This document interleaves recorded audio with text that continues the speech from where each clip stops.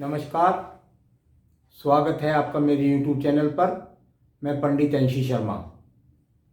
मेरा आज का विषय रहने वाला है सूर्य के कारक के लिए एक बहुत बढ़िया फल देखने में आता है और वो होता है यहाँ पर गेहूं की बाली का निशान बनना।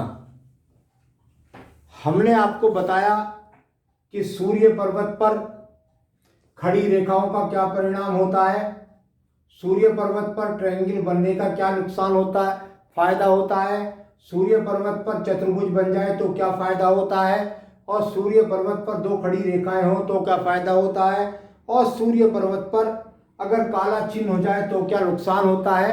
यानी सूर्य के कारकों के लिए मैंने आपको बताया सूर्य पर्वत पर किस प्रकार की गतिविधि से सूर्य से हमको यश सम्मान या जो कुछ भी मिलता है, नौकरी मिलती है, सबको मैंने बता दिया है आपको पहले। तो बहुत सारे एपिसोड हैं जिनमें आप मेरे में देख सकते हो त्रिभुज का, चतुर्भुज का, खड़ी रेखाओं का, ट्रायंगल्स बनने का फल। परंतु आज बिल्कुल एकदम अलग विषय है मेरा, और वो ये बताने जा रहा हूं कि यदि सूर्य का पर्व है और सूर्य के पर्व पर यदि आपको गेहूं के बाली जैसी आकृति नजर आए तो वो आपके लिए किस प्रकार से लाभ देगी, किस प्रकार से फायदा रहेगी, या होती किस प्रकार की है। देखिए, मैं इसको बता दूं, आपको ज्यादा भ्रमित होने की जरूरत नहीं है। यदि किसी व्यक्ति के हाथ के अंदर यहां सूर्य पर्वत पर कोई रेखा खड़ी है और उस रेखा को अगर मान लिया साधारण रूप में 2 या 3 रेखाएं इस प्रकार से बन रही हैं कि आपको ऐसा महसूस होता है कि यहां पर एक गेहूं की बाली बनी है। यानी यहां आपको ऐसा लगने लगे कि जैसे ऊपर यहां वी का ट्रायंगल बन रहा है, या यहां इस प्रकार से रेखा है, या यहां पर इस प्रकार से रेखा है। कुल मिलाकर 4 जरूर होनी चाहिए, यानी 2 राइट में और 2 लेफ्ट में। यानी ये एक तरीके से गेहूं की बाली का एक प्रतीकात्मक चिन्ह अगर आपके पर्वत पर मिलेगा तो इसका क्या लाभ मिलेगा, ये मेरा आज का विषय है। देखिए, मैंने एक चिन्ह तो आपको ये बताया है, लेकिन दूसरे चिन्ह को मैं आपको और बताऊं कि आपको कई बार ऐसा लगेगा कि कोई भी यहाँ पर डबल लाइन आपको दिखाई देगी इस तरीका से, और उस डबल लाइन के द्वारा ही आपको ये बाली सी प्रतीत होगी। यानी कुल मिलाकर आपको ऐसा लगेगा कि यहाँ पर इस पर्वत के ऊपर कोई भी यहाँ पर एक गेहूं की बाली का प्रतीकात्मक चिन्ह, या कह सकते हैं कि आपको ऐसा लगने लगे जैसे कोई ईंट जैसी खड़ी है, तो निश्चित रूप से वो है चिन्ह आपके जीवन के अंदर लाभकारी होगा। किस कारक से लाभकारी होगा, किस तरीके से लाभकारी होगा, ये आपको बताऊंगा मैं। परंतु सबसे पहले इसका जानना आवश्यक ये जरूरी है, क्या ये चिन्ह जो मैं देख रहा हूं वो अपने आप में पूरा है कि नहीं है। देखिए, सबसे पहले मैं आपको बताऊं कि एक रेखा आपको इस प्रकार से दिखाई देनी चाहिए, और वो रेखा यदि मान लिया आपके नीचे हृदय रेखा से मिल गई है तो आप ऐसा लगेगा आपको कि भाई ये मेरे पास में गेहूं की बाली बन गई इस तरीके से। परंतु यदि ये गेहूं की बाली आपको ऐसा लगे कि यहां ऊपर रेखा से निकलकर आ रही है तो फिर ये गेहूं की बाली नहीं हुई। यदि ये रेखा जाकर के आपको ऐसा लगे कि बुद्ध पर्वत के अंदर इस प्रकार से घुस गई है तो ये गेहूं की बाली नहीं हुई। यदि आपको ये लगे कि कोई रेखा यहां से निकली और आड़ी होकर के इस प्रकार से ऊपर पहुंच गई, तब भी ये गेहूं की बाली नहीं हुई। यानी कुल मिलाकर आपके जीवन के अंतर्गत यदि कोई आड़ी रेखा आकर के और आपकी रेखा को यहां इधर से निकल करके इस प्रकार से बनती है, तो इसका मतलब है कि व्यक्ति के लिए यहां आपको ऐसा प्रतीत हो रही है जैसे कि भाई ये गेहूं की बाली है, तो ये गेहूं की बाली नहीं है।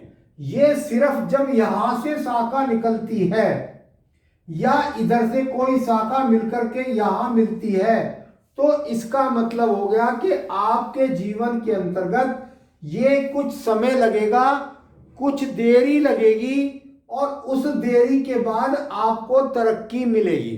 तो बहुत बारीकता से समझने की प्रयास कीजिएगा कि यदि केवल और केवल आपको मान लिया बहुत सुंदर तरीके से ऊपर तक भी रेखा नहीं मिली है और यहां भी मिली है और यहां इस प्रकार से शाखा बनी है आपकी, तो ये अपने आप में देख रही होंगी शनि पर्व को। इनका ध्यान रखना है, अगर ये झुक जाती हैं तो इनके फलों में वृद्धि नहीं होगी। याद रखिए, ये ऊपर को खड़ी हुई होनी चाहिए, ना कि डाउन होनी चाहिए। यदि ये पत्ते गिर जाएंगे, डाउन हो जाएगी, तो ये आपके लिए कठिनाई की समस्याओं को पैदा करने के लिए जानी जाएंगी। इसलिए इस बाली में एक रेखा हो सकती है, इस बाली में दो रेखा हो सकती है, परंतु ये दोनों रेखाएं यदि व्यक्ति के हाथ के अंदर है या एक रेखा है या साथ में सहायक रेखा है, मान लिया इस प्रकार से सहायक रेखा है, तो भी कोई बुरी बात नहीं है। परंतु गेहूं की बाली के लिए ये ऊपर को खड़ी होनी चाहिए, इस प्रकार से ये ऊपर की तरफ खड़ी होनी चाहिए, यानी इनका ढलान गिरता हुआ ना होकर के खड़ा हुआ प्रतीत होना चाहिए। क्या क्या फायदे हो जाएंगे इनके आपके लिए? अगर ये रेखा यहां बढ़ी हुई है और गेहूं की बाली का रूप बनती है, किसी प्रकार का दूषित चिन्ह नहीं है, आड़ी तिरछी रेखा सूर्य के पर्वत पर नहीं है, उंगलियों पर नहीं है, तो आपको पिता से पैतृक संपत्ति प्राप्त होगी। आपको पिता के द्वारा आपके जीवन के अंतर्गत सहयोग प्राप्त होगा। तो ये पैतृक संपत्ति के लिए यदि आप बृहस्पति को देख रहे हैं, यदि आप यहां से निकलने वाली रेखा को देख रहे हैं, तो आपको देखना होगा कि ये उंगलियों पर आड़ी तिरछी रेखाएं या एक्स या बुरे चिन्ह ना हो, तब पिता से संपत्ति मिल गई। आपको अग्नि कारक तत्वों के द्वारा लाभ मिलेगा। आप बॉयलर भट्टी लगाएं, आप ईंटों का भट्टा लगा रहे हैं, ये भी अच्छा है, मंगल भी अच्छा है, तो यहाँ ईंटों का भट्टा आपके लिए या बॉयलर भट्टी आपके लिए, या केमिकल में कोई अग्नि तत्व की अगर इन्वॉल्वमेंट है तो उससे लाभ मिलेगा। आप यहाँ पर फायदा उठा सकते हैं। आप सोना, बृहस्पति अच्छा हो, थोड़ा सा यहाँ ये सोना यानी गोल्ड से लाभ उठा सकते हैं। आपको यहाँ पर यदि कोई रेखा दिखाई देगी और वो विदेश को चली जाए, तो निश्चित रूप से व्यक्ति यहाँ पर विदेश से एक्सपोर्ट इंपोर्ट करके गोल्ड का या अग्नि तत्वों के चीजों का फायदा उठा पाएगा। इसके अलावा यहाँ से यात्राएं, सरकारी नौकरी के लिए मैंने और भी एपिसोड बोले हुए हैं कि भाई वहां यदि ट्रायंगल मिल जाए, खड़ी रेखे मिल जाए, परंतु यदि यहाँ पर आपके पास में अगर ये बाली यहाँ पर बनी हुई है, कोई और चिन्ह नहीं है, तो आपको अपने कार्य क्षेत्र में प्रसिद्धि के साथ साथ आपको राजनीतिक क्षेत्र में भी लाभ की प्राप्ति होगी।